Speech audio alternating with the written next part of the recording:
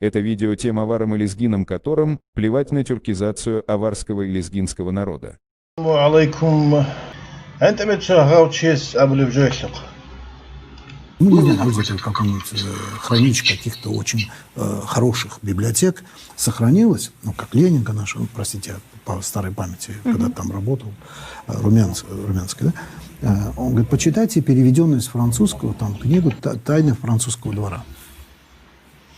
Там идет заседание кабинета министров, такой тайный, очень интересно.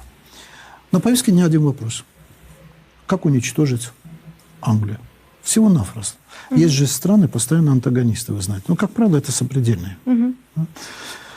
Вот вечно же вот это распри были между Францией и Англией. Да? И вот стоит на повестке дня вопрос. Как уничтожить Англию?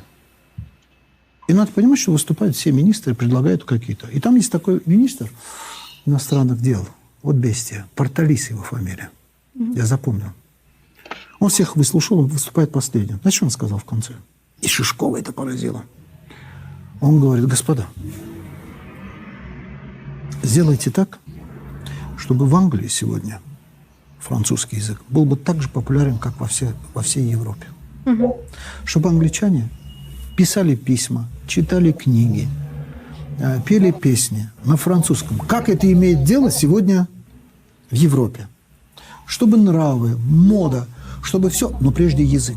Чтобы они начали... Вся же Европа говорила по-французски. Вся. Люди предлагают какие-то экономические, военные, а он вдруг говорит про какие-то...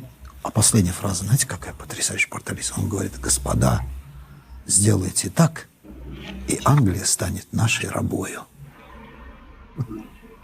Как здорово. Пока. ها بيجاني نجده أنت ورا خانوش